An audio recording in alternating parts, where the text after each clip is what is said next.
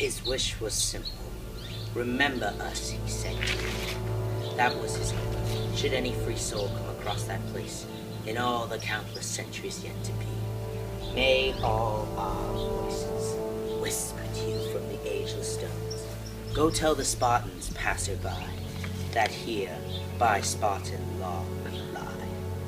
And so my king died, and my brothers died, barely a year ago. Long I've pondered my king's cryptic talk of victory. Time has proven it wise, for from free Greek to free Greek, the word was spread that bold Leonidas and his 300, so far from home, laid down their lives, not just for Sparta, but for all Greece, and the promise this country holds. Now, here on this ragged patch of earth called Plataea, Xerxes' hordes face obliteration. Oh! Just there the barbarians huddle, sheer terror gripping tight, their hearts with icy fingers, knowing full well what merciless horrors they suffered at the swords and spears of 300, yet they stare now, across the plain, at 10,000 Spartans, commanding 30,000 free Greeks. Oh! Oh! Oh! The enemy outnumber us a paltry 3-1. Good odds for any Greek. This day, we rescue the world from mysticism and tyranny, and usher in a future brighter than anything we can imagine. Give thanks, men, to Leonidas and the brave 300. To victory!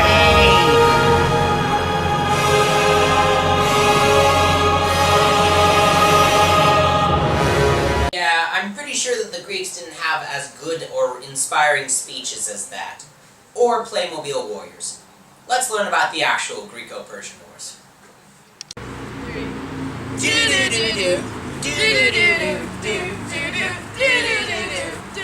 Spartans! Hi, I'm Colin B, and this is Crash Course Russian History. Colin. Wrong time.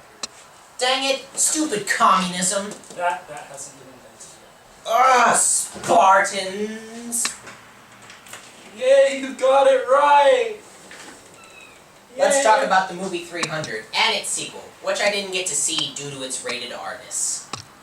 Ooh, what if we've never seen those movies before?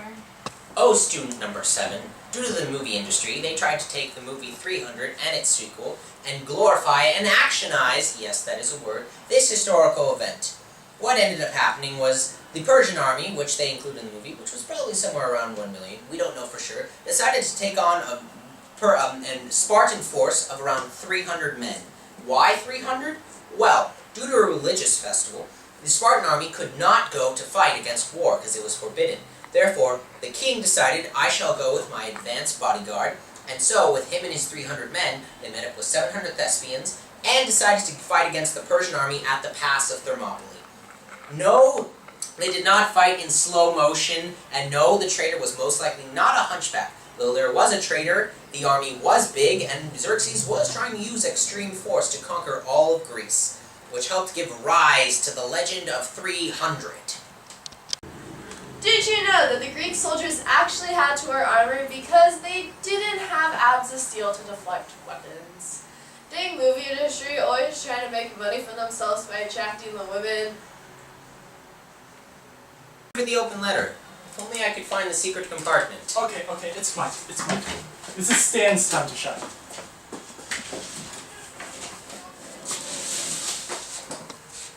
Now, an open letter to movies.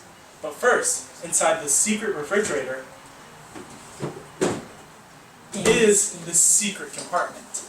And in the secret compartment, there's a book. And it got turned into a movie with a completely different plot line. Dear movies, I love you.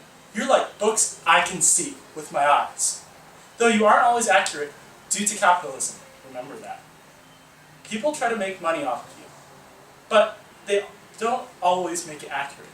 Like, I'm pretty sure the Greeks didn't make piles of walls by piling dead bodies. And they didn't fight the Persians in slow motion. But I'm pretty sure some of that happened. Like, I'm a huge Lord of the Rings fan. And the books were pretty accurate with that.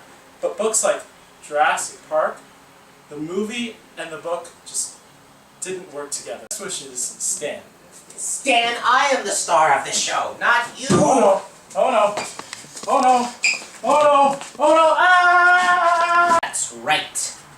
Now, let's use historical facts and improv stuff. Stan, can I use improv stuff? Yes. Alright, let's use historical facts and improv stuff to explain the Greco-Persian Wars, the actual one. So, we start off around 500 BC.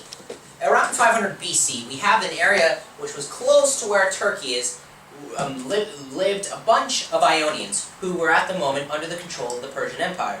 Now, life was not bad. They were like, we're okay with this. But what ended up happening was, when they brought in new tyrants who weren't that good, and they had a higher tax system, people were not very happy, so they started to revolt and rebel. As they rebelled, we had Athens, who secretly gave aid to the rebels. King Darius, the king of the Persian Empire at the time, was not very happy with this. He was all like, I've got to punish Athens for that, so he's all like, time to go whoop some butt. And so what ended up happening was, afterwards, after they had finally, around 493 BC, crushed the Ionian revolt, that's why it's called a revolt. After they had crushed that, they started invading the northern parts, a little bit above where Greece is today. So Macedonia, and probably a little bit into Bulgaria. And that was around 492, and that was at the Battle of Sardis and the Battle of Lade. After this had occurred, we have, by King Darius himself, the second invasion into Greece. This starts, and is most famous with, the Battle of the Marathon. What ended up happening was, he brought in his force of 20,000, and the Greeks, who only had 10,000, were hiding behind the hills where the plains of Marathon were. As the Persians landed, they brought in their troops and waited. When the Greeks didn't show up because they were waiting, they started to load their troops back up to go straight to Athens to go loot it and attack. What ended up happening was they made the crucial mistake of loading their cavalry first. As soon as they did this, the Greek general led his troops, and they charged out and in mass confusion fought the Persians, and while the Persians sustained heavy losses, the Greeks sustained very low losses, and this was a Greek victory. As this occurred, we have the famous story of the runner who took the message to Athens. Do you know why it's called a marathon? After the Greeks won the Battle of Marathon, they sent a runner to Athens, which he ran 26.2 miles all the way there, and once he arrived, he said victory and then died. Now, in the modern era, people call this running 26.2 miles a marathon in memory of that battle. At the end of the Battle of Mycale, we have the Greeks who have stopped the Persian invasion of mainland Greece. Yeah, go Greece! No, that's the wrong hat. Wrong hat completely. Dang it, Stan, always making history complicated. So, did you know that after the Ionian revolt, the fighting continued for about 30, 50 years? Girl, give me the deets. So, after the Ionian revolt, the Delian League decided to fight against the Persians and free all of the Ionians. And the Delian League was all the Greek powers. So they had like battles like Byzantium and battles of Cyprus, which were pretty major in freeing all the Ionians. Oh dang.